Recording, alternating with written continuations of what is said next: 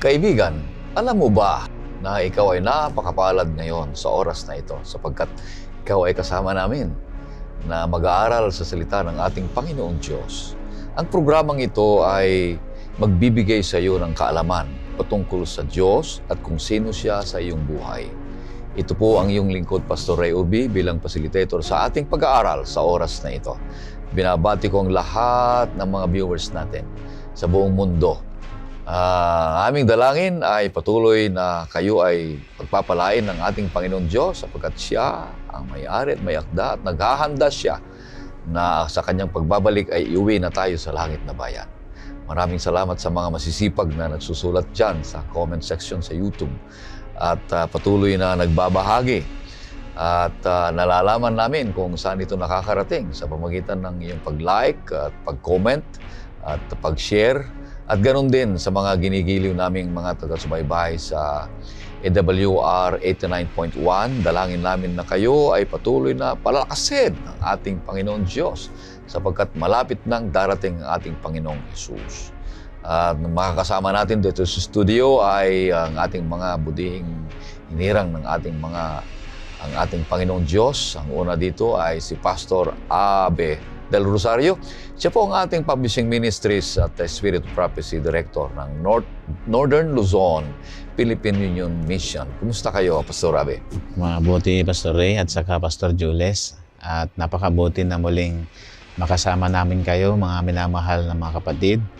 At ninanais namin na kayo ay makasama sa ating pagdalaw kay Robert Caldwell sa Australia by the year 2026. Ang gagawin lang po ninyo ay magbenta kayo ng 20 sets ng Bible story para kayo makapunta doon sa Australia.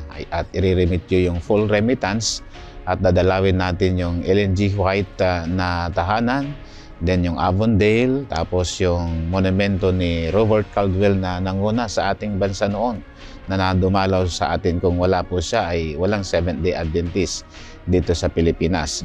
Then malapit na naman po yung John 21, magdi-distribute tayo ng second wave ng The Great Controversy at huwag niyong kakalimutan na maging kabahagi kayo, mga kapatid, sa nagtatapos na gawain ng Panginoon. Alam natin na lahat ng mga tanda ng sanlibutan ay pawang natutupad na at lahat ay matutupad bago dumating ang ating Panginoon.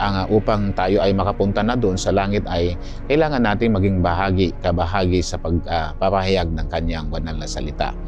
Then, para maproteksyonan natin ang mga kabataan natin, mga kapatid, kailangan yung bigyan at regaluhan ng messages to young people para mapangalagaan natin yung pagiging dalaga at binata nila at magkakaroon sila ng pamilyang masaya na ginabayan ng Diyos ang kanilang kaisipan sa pagpipili ng kanilang mapapangasawa. Siyempre, at kapag nakapangasawa na sila ay siyempre ay kailangan nating malusog ang kanilang pangangatawan symmetrically, socially, spiritually, mentally, and ano pa bang iba't iba pang bahagi ng ating pong buhay. Ang Health and Home ay flagship po ng ating bansa, ng Philippine Publishing House. Kailangan nating basahin ito sapagkat holistic po ang approach ng Health and Home. Alright. Ang pangalawang makakasama natin dito sa studio ay si Pastor Jules Bermudez. Siya po ang ating bagong Sabbath School and Personal Ministries Director dito sa Northern Luzon, Philippine Union Mission. Kumusta kayo, Pastor Jules? Napakasaya, Pastor Ray at Pastor Abe, dahil binigyan na naman tayo ng Panginoong Diyos ng pagkakataon upang mag-aral ng kanyang mga salita. Kanya nga't binabati natin ang lahat ng ating mga tagapanood at tagapakinig sa AWR mula rito sa Visayas, Luzon at Mindanao. Ganon din ang ating mga tagapanood sa ibang bansa. Ganon din si Brother Junard Bayog and family from Tagudtod, North Bugasong, Antique. Mula sa Antique, Pastor Ray at Pastor Abe ay meron tayong mga susubaybay sa ating mga series ng ating oras ng pag-aaral. Mga minamahal na mga kapatid, inyo pong i-share itong ating mga link upang sa ganon ay marami pang mga kapatid at mga tao na makikinabang sa pag-aaral ng salita ng ating Panginoon Diyos. Kaya sa ating pagpatuloy, nais kitang anyayahan sa isang panalangin. O Panginoon Diyos, Ama namin banal, sapagkat napakabuti niyo sa amin. Narito ang bawat isa na mag-aaral ng iyong mga salita.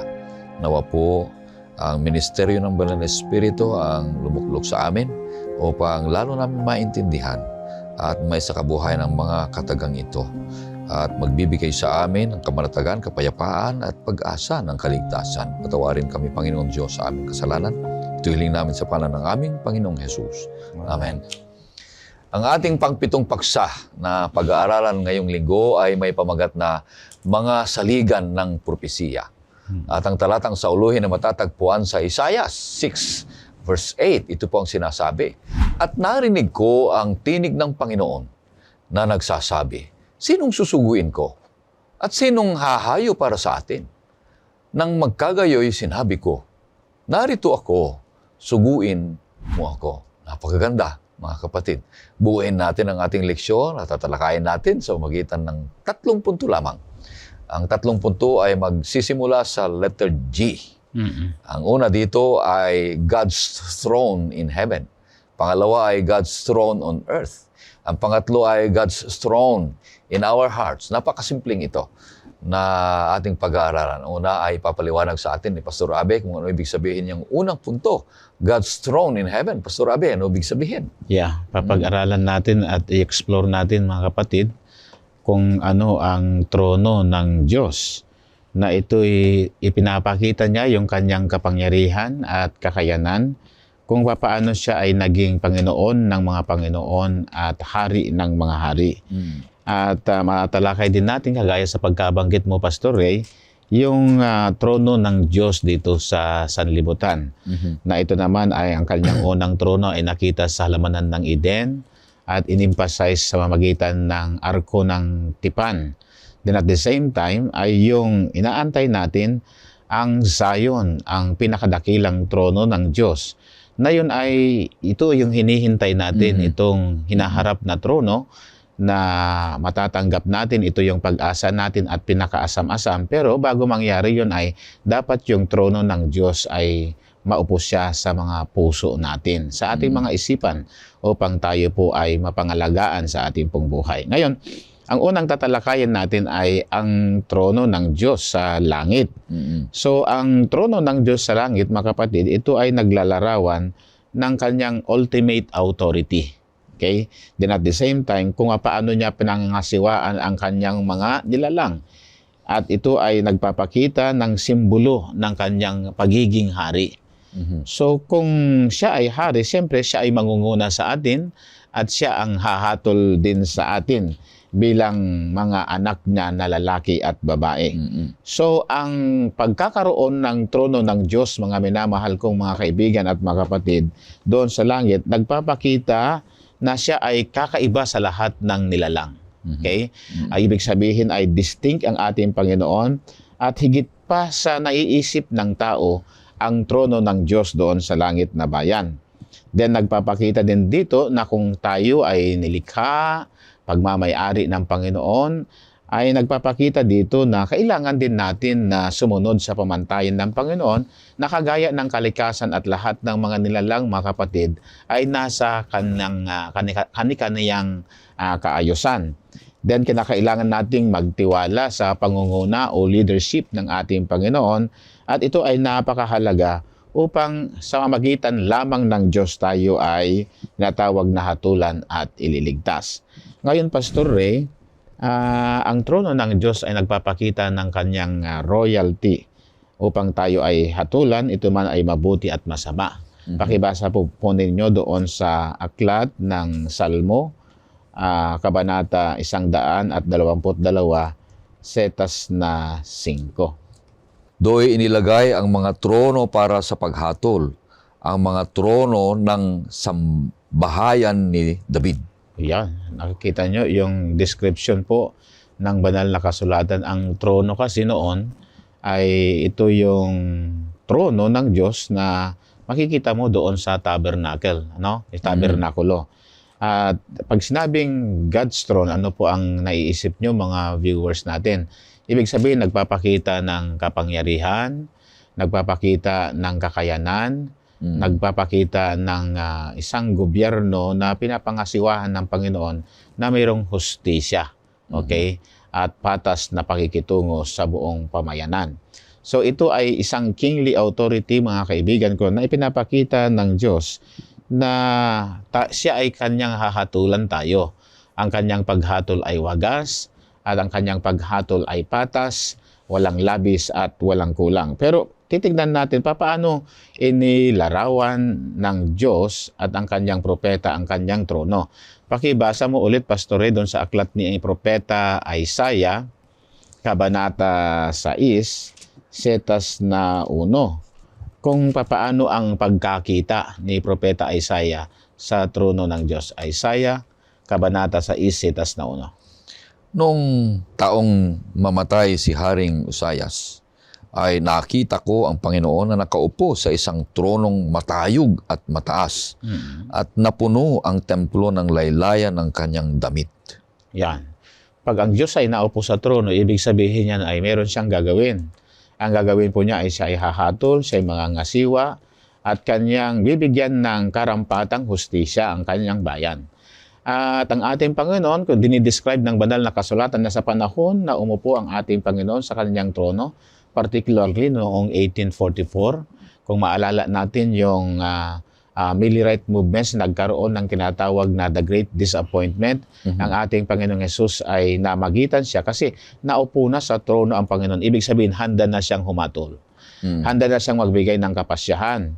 At ang kapasyahang yan ay hindi sa ikapapanganib ng isang matuwid na anak ng Diyos, kundi ito ay kaliligaya niya. Ito yung pag-asang inaasam-asam natin para ma-vindicate yung ating mga pagkukulang, maaari, at ma-vindicate din yung karakter ng Diyos na nasira sa magitan ng pagkakasala natin sa Diyos.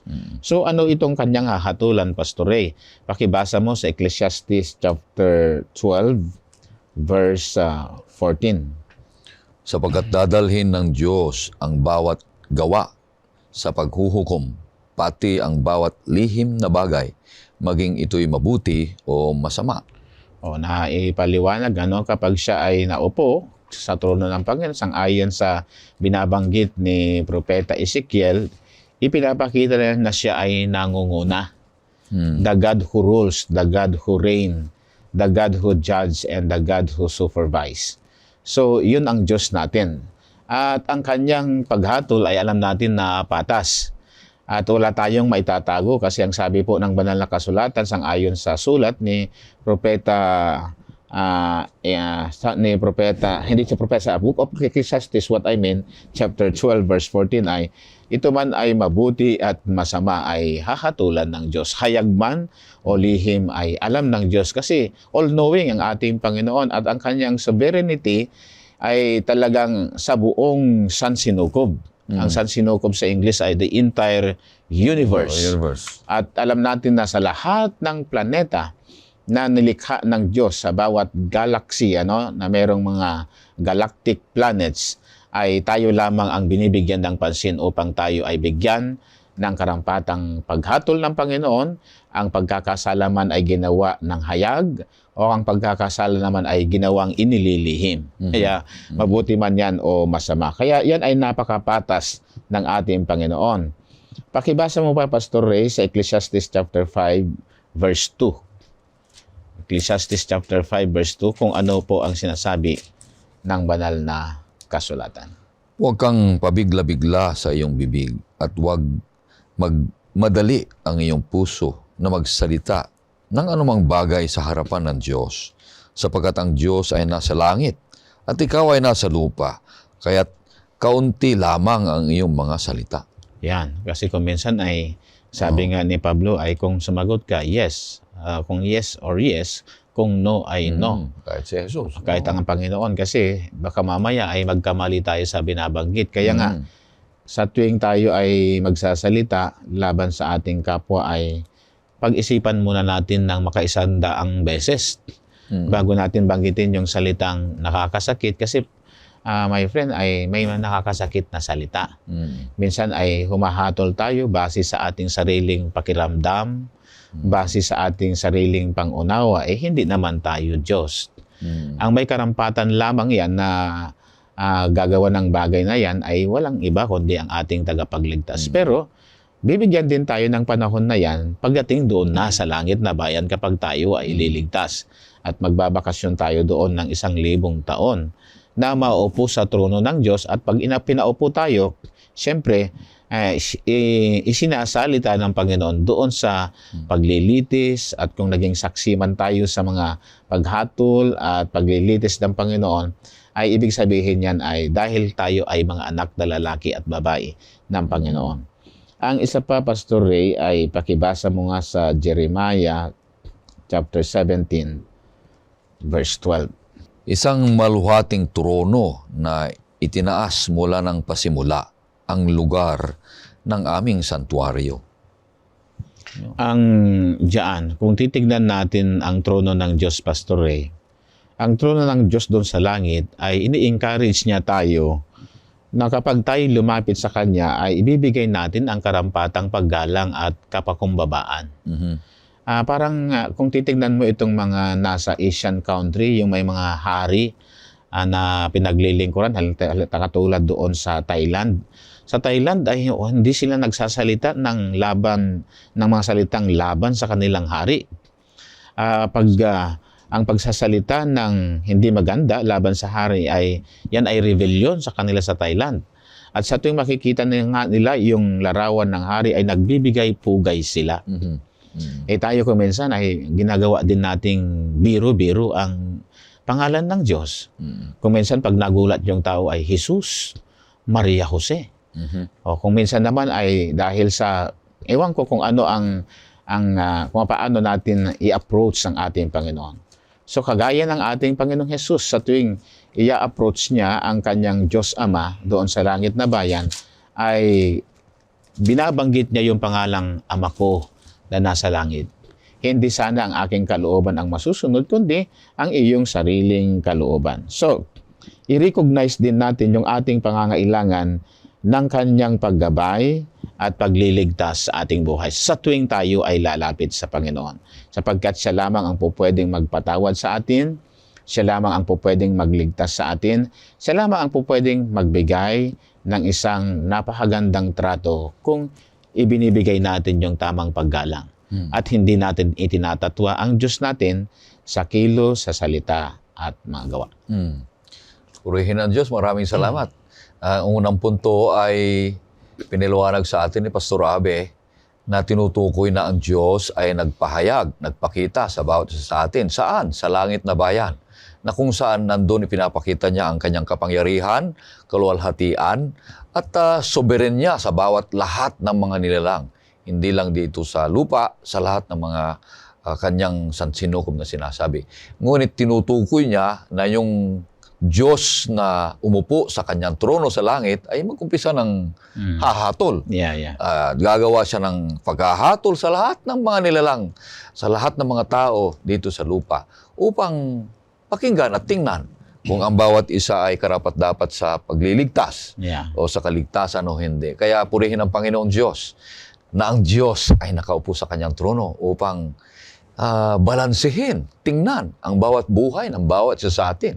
Kung tayo nga ay karapat-dapat na makamit o kaya marating ang langit na bayan, ang kaligtasan ng bawat isa sa atin. Kaya purihin ang Panginoon Diyos. Pastor Jules, ano? Napakaganda, Pastor Ray, yung unang punto na ating pinapag-aralan na kung saan ang trono ay kailangang may nakaupo na hari.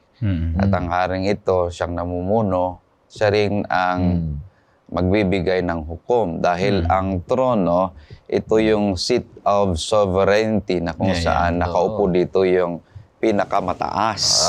Siyang namumuno sa lahat. Ito rin yung center of judgment, yung binasa natin kanina, na kung saan dito mag-uumpisa yung hukom. Kanya binanggit kanina ni Pastor Abe yung sinasabi niya na connection ng 1844, yung investigative judgment na kung saan dito mangyayari talaga yung lahat ng ating mga ginawa mula noon kay Adan hanggang sa huling panahon ay siyang doon na ginagawa yung investigation. At yung panghuli dito, yung source of revelation, dito rin nanggagaling yung mga panukala ng Panginoong Diyos sa hinaharap. Kanya yung trono talaga sa langit ay kung ating titingnan, iyon yung lugar na kung saan ang Diyos ay nakaupo at nagbibigay ng lahat ng mga na nauunawaan ng bawat isa sa atin at nakikita nanggagaling dyan sa trono ng Diyos sa langit. Maganda ito kasi sinabi niya ni Pastor na yung trono sa langit, na pinabasa niyo sa akin kanina sa Jeremias 17 verse 12, na ang trono sa langit ay itinaas at noong pang pasimula at mayroon siyang relationship doon, lugar din ng aming santuaryo. Sinabi. So, ibig sabihin, ang bawat isa ay paglapit mo sa trono ng Diyos, lumapit ka na sa santuaryo. Na ang santuaryong yan ay doon ang Diyos nagpapatawad, doon ang Diyos din ay humahatol, doon ang Diyos ay nagdidesisyon kung sino nga talaga ang maliligtas sa atin. Yung ministeryo ng pagliligtas ng bawat isa sa atin. Kaya purihin ang Panginoon Diyos. Kung bakit nasabi ko kanina, Pastor Ray, na yung trono ng Panginoon ay source of revelation, kasi yung mga manunulat sa Biblia, yung mga propeta, pag sila'y nanulat, sabi, nakita kong trono ng Diyos. Yun yung binabanggit nila. Kanya ito yung source of revelation, yung pinanggagalingan ng kanilang mga sinasabi. So, sa trono ng Diyos. Ang isa pang reflection, Pastor Ray, kapag naupo ang Diyos sa kanyang trono, ang indication niyan ay handa na siyang makinig. Handa na siyang magbigay ng hatol at pasya. At nakakasiguro tayo na kapag tayo'y naging masunurin sa Kanya, yung Ark of Covenant kasi ay pinapakita din, sample din yan na nagkaroon siya ng trono doon sa sanctuaryo. At doon yung mercy seat. Yun ay trono ng Diyos sa sanctuaryo dito sa lupa. Kasi gusto niyang makipagtipan sa atin. Kaya nga, mababasa nga natin doon sa Exodus 25 verse 8. Ay basahin mga Pastor Ray sa Tagalog na binabanggit doon na let them make me a sanctuary that I may dwell among them. Mamaya matatalakay natin yung Pastor Ray, pero papiyaw basahin natin. Igawa nila ako ng isang santuaryo upang ako'y makapanirahan sa gitna nila. Yun ang indication na kapag naupo na ang ating Panginoon, handa na siyang makipagtalakayan sa atin. Yan yung ating dagdagan natin. Di ba, pagpunta natin sa santuaryo ay din tayo makakakuha ng pagpapala, kapayapaan, pagpapatawad, at lalo na ganun din yung pagsamba. So, di ba, pagpunta ka sa santuaryo, yung church natin, doon yung trono ng Diyos na makikita natin. At ang bawat isa ay pupunta roon para sumamba sa ating Panginoon Diyos. Kaya pupunta na tayo sa pangalawa. God's throne on earth. Ipapaliwanag sa atin ni Pastor Jules, ano ibig sabihin natin? Kanina nakita natin yung trono ng Diyos sa langit. Pero yung trono ng Diyos sa langit ay hindi niya pinanatili doon sa langit. Dahil ang Diyos, ang kanyang sarili, ay kung ating titignan, para bagang napakalayong Diyos sa atin, nasa langit. Kaniya't merong various representation ng trono ng Diyos sa langit dito sa lupa na ating makikita ngayon. Dahil kung ating titignan, kung nasa langit lang ang ating Panginoong Diyos, malayong malayo, para bang walang bahala sa tadhana ng tao. Kaniya't ngayon ating titignan yung mga representation ng trono ng Diyos sa langit dito sa lupa. So ating titignan ngayon yung trono ng Diyos sa lupa. At una, makikita natin dito yung halamanan ng Eden, yung hardin ng Eden, at pangalawa yung Ark of the Covenant. Dito sa hardin ng Eden, Pastor Ray, merong mga bagay na nagpapakita dito doon sa makalangit na trono ng Diyos. Say for example, yung cherubim. Yung cherubim na naglilingkod doon sa trono ng Diyos sa langit ay Anghel meron yung mga yun, cherubim. nandito rin sa lupa. Kung ating titingnan sa Hardin ng Eden, ating babasahin sa Genesis 3:24. At kanyang itinaboy ang lalaki at inilagay sa silanganan ng halamanan ng Eden ang mga kerubin at ang isang nagniningas na tabak na umiikot upang bantayan ang daang patungo sa punong kahoy ng buhay. Okay, napakalaga nating tingnan yon. Dahil nung nagkasala si Adan at si Eva, sila'y tinaboy doon sa Hardin ng Eden at nagtalaga ng Panginoong Diyos ng kerubin na magbabantay. Ayun. At yung kerubin na yon, merong apoy na tabak na hinahawakan. At kung ating titingnan yung trono ng ating Panginoong Diyos sa mga awit 104 verse 4, binabanggit doon na merong naglilingkod doon na kerubin na meron ding nagniningas na tabak na hawak.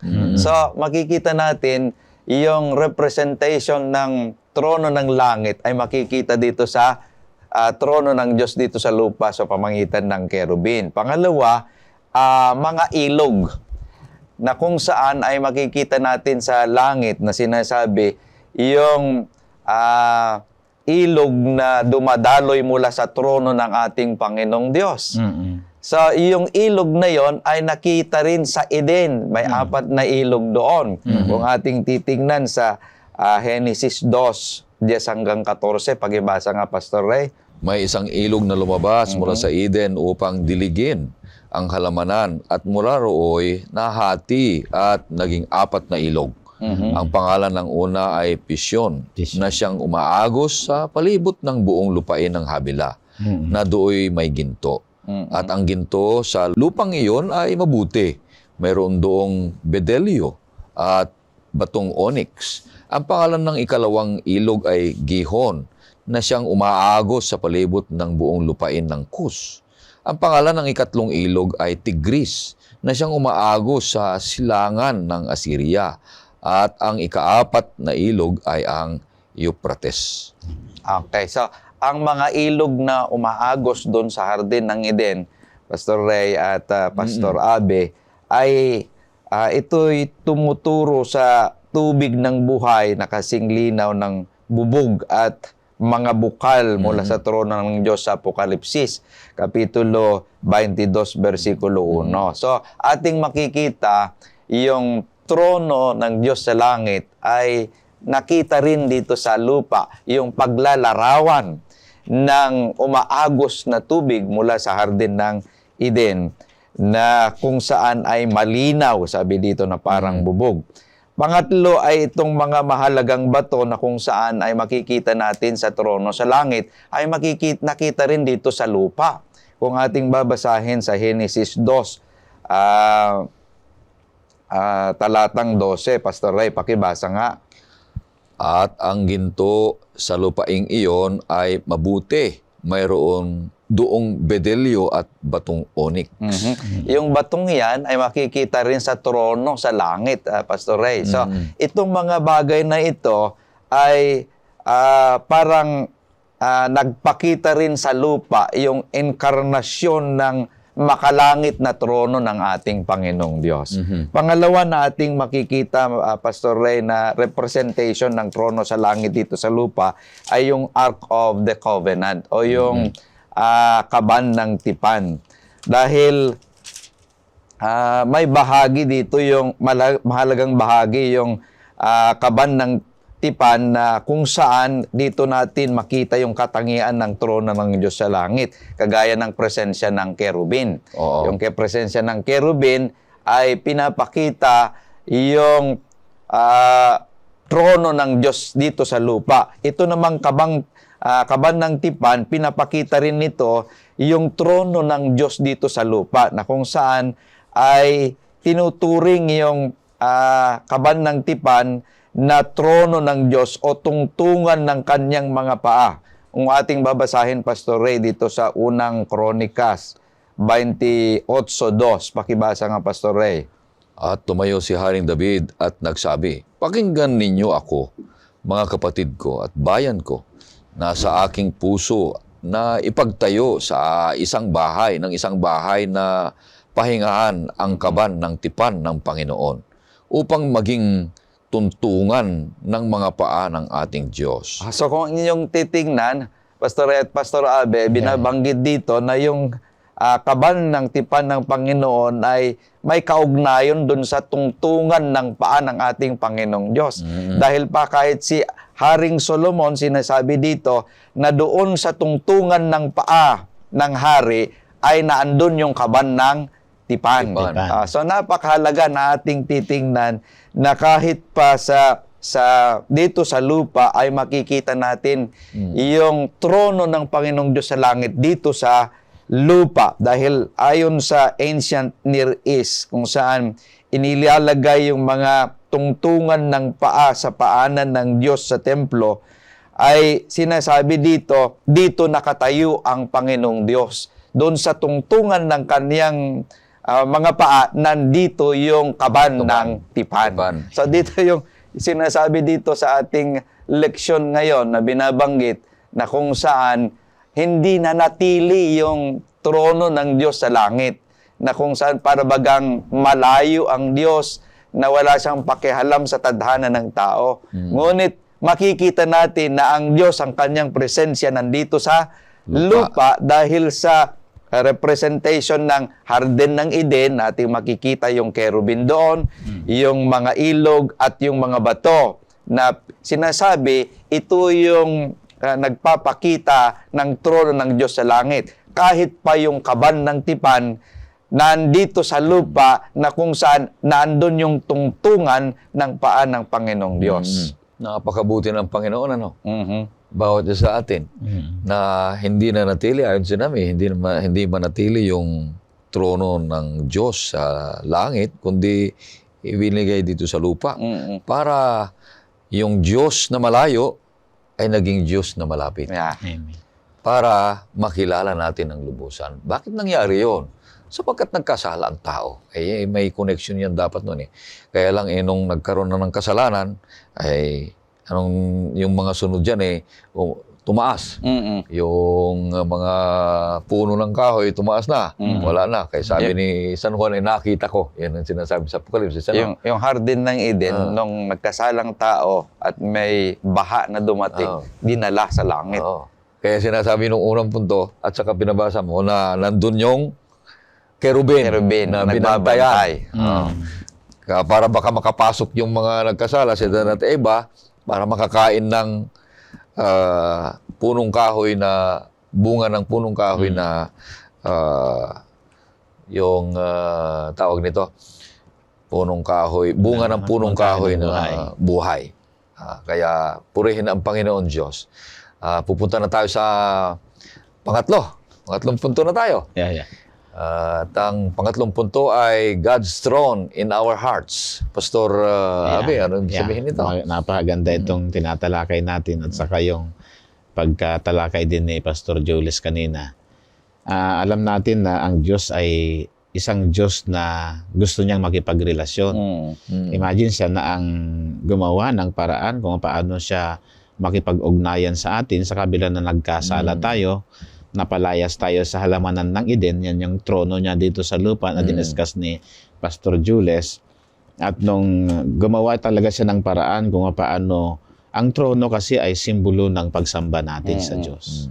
Siyempre, kung tayo ay sasamba sa Kanya, ipapakita natin yung respect, tapos yung holiness ng trono ng Panginoon. Kasi tignan mo, yung kerubin ay yung makikita mo sa Ark of Covenant, yung isa ay nakataas, yung isa ay nakababa, yung tagtatatlo yun eh, 6 na wings yun eh. Yung iba ay pinangtakip nila sa kanilang kahihiyan, yung iba ay simbolo ng pagpuri nila at pagsamba sa Panginoon, na talagang nakayuko. Yung dalawa ay paglipad. Tapos nung umawit sila, sang-ayon doon sa, di ba nabasa natin yung Isaiah, nakita natin na umawit yung mga kerubin. Then, ang kanilang indication ng pag-awit ay holy, holy, holy. So, yun ay pagpapahayag ng banal na pagka-ano ng ating Panginoon. So, nabasa natin kanina, Pastor Ray, paano siya magkakaroon ng trono sa ating mga puso. Okay? So, pakibasa mo nga, Pastor, doon sa unang Korinto, Kabanata 6, setas na 19 at 20. At makikita natin kung papaano mananahan ng ating Panginoon. O hindi ba ninyo nalalaman na ang iyong katawan ay templo ng Espiritu Santo na nasa inyo, na tinanggap ninyo mula sa Diyos at kayo ay hindi sa inyong sarili, sapagkat kayo'y binili ng isang halaga, kaya't luwalhatiin ninyo ang inyong katawang ang Diyos. Yan, kung trono ng Diyos ito, templo ng Diyos itong ating katawang ito, itong katawang ito ay trono ng Diyos. So, ibig sabihin ay kailangang mamuhay tayo na may kabanalan. Mamuhay tayo na may may karangalan, kabanalan, at maharlika tayo sa harapan ng Panginoon. Ibig sabihin ay, kung nananahan siya dito sa ating buhay, ibig sabihin ay tinuturing tayo ng Diyos na bahagi tayo ng kanyang buhay. Tinuturing tayo na siya ay hindi siya nag-aalangan na makasama tayo from day to day. Kung mababasa mo nga, Pastor Ray, doon sa Revelation chapter 3, verse 20, singit nga natin na ang Diyos ay kumakatok eh. Kumakatok siya sa tuwi-tuwi na kasi gusto niyang makapanahan sa atin. Gusto niyang makasalo tayo. At handa siyang makipagtalakayan sa atin kung ano man ang mga challenges natin sa buhay, Pastor Ray. Kung ano man ang nangyayari sa atin, kung ano man yung mga accomplishment natin. Gusto niyang mapakinggan na ikikredit natin lahat sa Kanya yun dahil siya ang kumikilos at gumagawa sa buhay natin. Revelation chapter 3, verse 20, Pastor Ray. Makinig ka. Ako'y nakatayo sa may pintuan at tumutuktok. Kung diringgin ng sino man ang aking tinig at buksan ang pinto, ako'y papasok sa kanya at kakain kasalo niya at siya'y kasalo ko. Oh, napakaganda yan ha. Yan ang ating Panginoong Hesus. Everyday ay kumakatok po ang banal na Espiritu sa puso natin dahil gusto niyang makapanahan sa atin. Ngayon, kung siya ay makakapanahan sa atin, ay sasaluhan niya tayo talaga. At gusto niyang, kasi ang hapagkainan ay, yan ay center of socialization yan eh. Kailangan mong makipag-usap, makipagtalakay, usap ng maayos sa kasama mo sa pagkainan upang magkakasalo tayo sa hirap at ginhawa. Yun ang ibig sabihin nun. Ngayon, ng Pastor Ray, nabasa na natin kanina yung bakit gusto niyang makipanahan sa atin. Nabasa na natin kanina yung Exodus chapter 25 verse 8. Siguro reviewin natin yun at ituloy mo hanggang verse 9 kung ano itong gusto niyang makipanahan sa atin. Igawa nila ako ng isang santuaryo upang ako'y makapanirahan sa gitna nila. Ayon sa lahat ng aking ipinakita sa inyo, saan yung huwaran ng tabernakulo at sa anyong huwaran ng lahat ng kasangkapan niyon ay gayon ninyo gagawin. Kita natin yung Hebrew terminology na to dwell or rested, ang ibig sabihin yan ay syakan. Oo, gusto niyang makapanahan sa atin at gusto niyang makapagpahinga sa atin. So, ito ay napakagandang simbolo na ang Diyos pala ay gusto niyang makapanahan sa atin, araw-araw na makapiling natin siya, hindi lamang sa sanctuaryo, hindi lamang sa Garden of Eden, hindi lamang po sa tabernakulo na itinayo noon ni Haring David, kundi maging sa buhay natin ay gusto niya tayong makasama ang ating Panginoong Diyos, Pastor. Then titignan din natin ang Exodus chapter 40 verse 35 kung ano ang paliwanag nito. Si Moses ay hindi makapasok sa tuldang tipanan sapagkat nanatili sa ibabaw niyon ang ulap at pinuspos ng kaulalhatian ng Panginoon ang tabernakulo. Tignan niyo mga kapatid, So, yung sanctuaryo noon, hindi direct na makapasok si Moses kasi mamamatay siya. Nagpapakita na napakabanal ang presensya ng Panginoon. At maging nung nagpakita ang Diyos doon sa bundok at nakita ni Moses yung burning bush, at ang sabi niya ng Diyos ay tanggalin mo ang iyong sandalya sapagkat ang lugar na iyong kinakatayuan ay banal. Ang ano pala nito, ang larawan nito ay nagpapakita na kung saan man napunta ang Panginoon, saan ka man nag-preach at binabanggit mo yung salita ng Diyos, ay nagiging banal yung lugar. Mm. Kasi bundok naman yun, barren place yun eh. Isa lang naman yung nakitang damo doon na nasusunog pero hindi nasusunog. Pero nung lumapit si Moses sabi niya, tanggalin mo ang iyong sandalya sapagkat ang kinatatayuan mo ay isang banal na lugar. So ganun din ang buhay natin.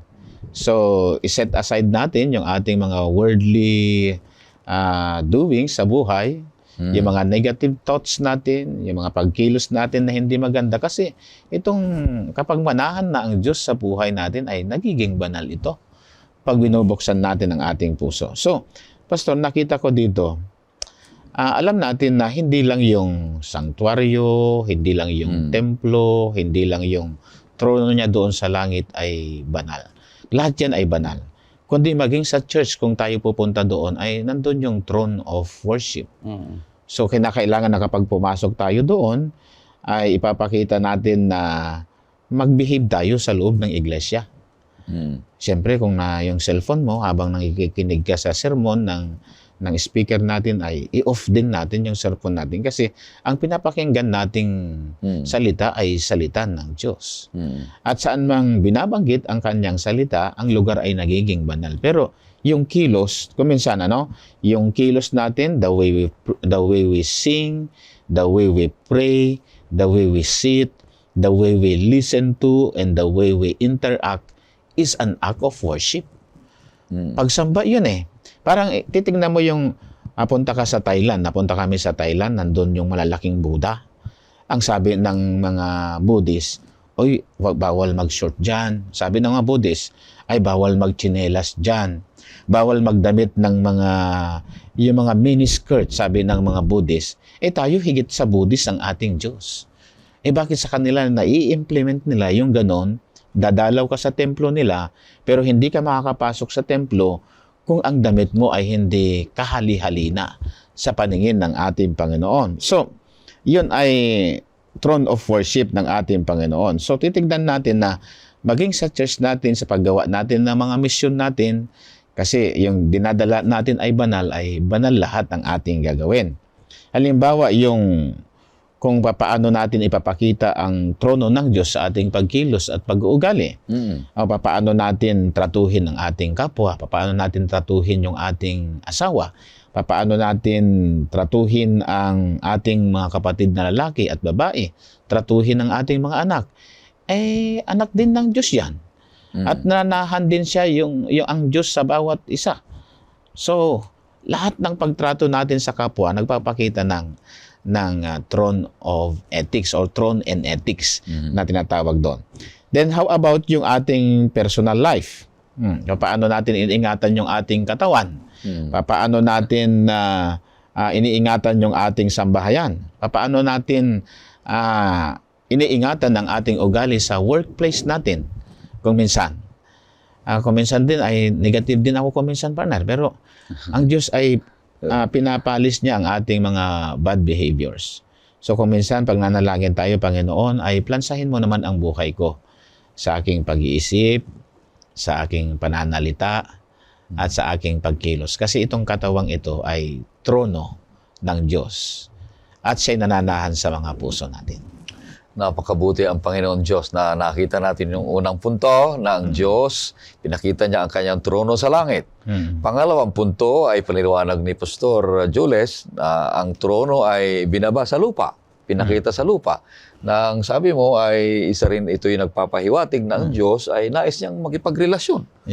Nais niyang manahan sa atin. Pinabasa niyo sa akin kanina. Ang pinakamatindi ay ang trono ng Diyos ay gusto niyang tumira sa ating puso, sa ating buhay, na kung papaano ang Diyos ay kinikilala natin na siya ang may-ari, siya ang tagapamahala, siya ang tagapanguna, siya ang lahat ng ating nandito sa lupa, gusto niya tayong maging pag-aari. Na manahan sa ating buhay, manahan sa ating puso upang siya na ang riyanda, siya na ang lahat-lahat sa atin.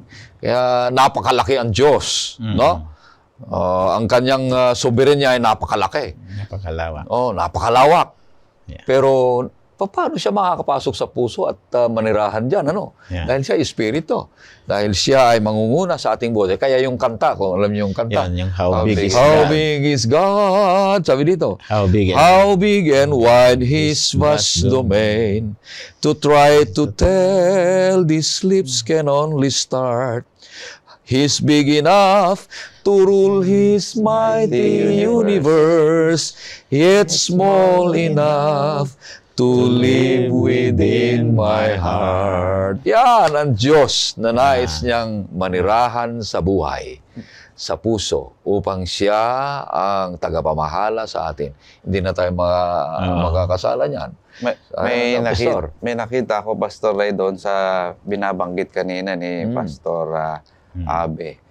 Yung pagkaunawa na ang ating katawan ay templo ng ating Panginoong Diyos. Binabago yung kung paano tratuhin natin yung ating sarili din. sarili. Oo. Kasi kahit pa yung pakikisalamuha mo sa tao, dahil niisip mo na ito'y templo ng Panginoong Diyos. Yeah, Marami na ngayong nangyayari sa lansangan, lalo na sa mga gitgitan sa mga sa kalsada. Dahil hindi mo naunawahan na ito'y templo ng Panginoong Diyos, mamaya ay mag-iiba yung yung behavior natin. Bubusi-busina ka na.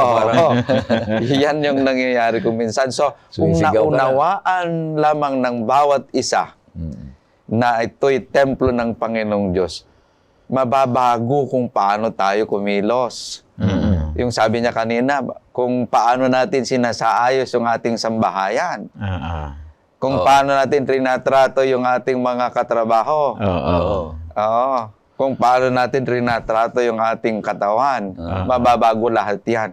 So yun sana yung mauunawaan ng bawat isa na kung saan ito yung templo ng Panginoon. Dahil gusto niyang manahan sa bawat isa sa atin. At kapag nanahan ng Panginoon, talagang langit na talaga. Amen. Langit na talaga. Iyon yung sinasabi natin na hindi lang ideya ang langit, kundi kinakakasabuhay na ng isang literal tao. na nangyayari sa ating buhay. Ang ganda nitong sinasabi ni Pastor Jules. Ang prinsipyo kasi nito, sinaklaw niya na ang trono ng Diyos ay meron tayong pananagutan na respetuhin siya, galangin siya sa magitan ng ating pamumuhay. Kasi ang katawang ito ay binihili ng halaga ng dugo ng Diyos. Ang ating Panginoong Hesus na nabayubay doon sa krus ng Kalbaryo. So, kung i-approach natin ang Panginoon at papasukin natin sa ating pong buhay, mawawala yung mga negative thoughts, negative behavior, negative action na meron tayo. Kasi nandyan na siyang kumokontrol. Siyempre, nire-respect natin yung Panginoon. Wow, nasa akin ang Panginoon. Hindi ako magagalit kasi kasama ko siya araw-araw. Ay ko-control ko ang behavior ko kasi kaya kung minsan nagde-decide ako, nagpapatugtog ako ng religious music, friend, habang nagda-drive. Kasi sabi ko, ako ay ministerial driver. Pero kung minsan ay nagre-react ka din eh. Pero ang nagre-remind sa, wow, anak ako ng Diyos, hindi ako bababa at papagagalitan ko yun. Matapunta ka ng Divisoria mamaya, my friend, sigurado, may gigit-git sa yung bisikleta, may gigit sa iyo na electronic bike, jeepney, taxi, and so on and so forth. Doon matetes yung temperament mo bilang anak ng Diyos na naupo sa puso mo yung trono ng Panginoon. Purihin ang Panginoon Diyos, Pastor, sapagkat ang ating leksyon ngayon, mga kapatid, ay ang aking naintindihan, ang Diyos ay napakataas, napakakapangyarihan. Ngunit sa pagmamahal niya sa bawat isa sa atin, bumaba siya, ipinakita niya ang kanyang pag-uugali, ang kanyang katangian, nakirelasyon siya sa tao upang maibalik ang bawat isa sa atin mula sa kasalanan sa Kanya at magkaroon ng maayos na relasyon, tamang daan, at magkaroon ng kaligtasan. Ganon din ang bawat isa sa atin. Napakatakas man tayo, ang ating posisyon, ang ating lugar, yaman man lahat, pero bababa tayo. upang magpakita tayo ng pag-uugali ng Panginoong Jesus upang maligtas ang bawat isa sa atin. Meron tayong missional spirit.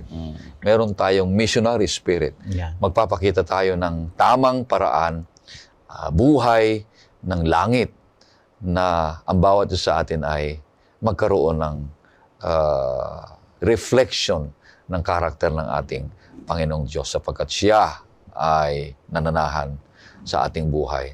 Siya ay nakaupong isang trono ng Diyos sa ating buhay, mga kapatid. Kaya purihin ang Panginoon Diyos. Maraming salamat, Pastor Abe, Pastor Jules. Purihin nating Panginoon Diyos. Maraming salamat, mga kapatid at mga kaibigan na sumusubay sa itong programang ito. Tapusin na natin. At bago natin hingiin si Pastor Abe sa huling panalangin, sa isang panalangin ay makakarinig po tayo ng isang awitin.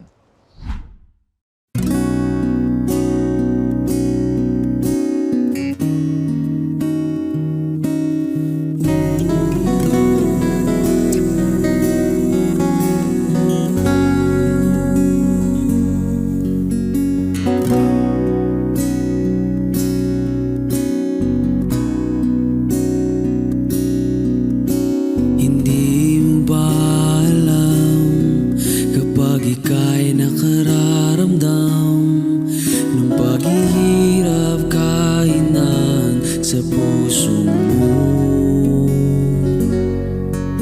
Hindi mo rin batid sa kasiyahan may balakid, ngiti ay mababawi sa iyo.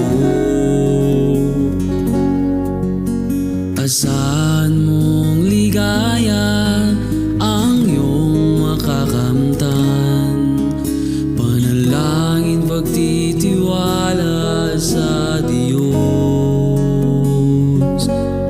Buksan mo ang puso ko, kalooban kainan ang ibibigay sa Diyos. Baguhin mo ko, bato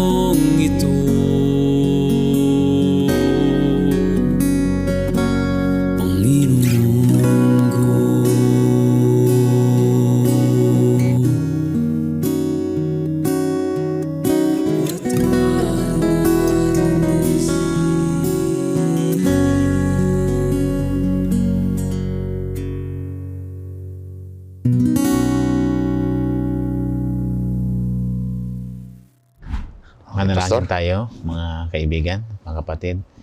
Dakila ka, O Panginoong Diyos, sa aming pong buhay.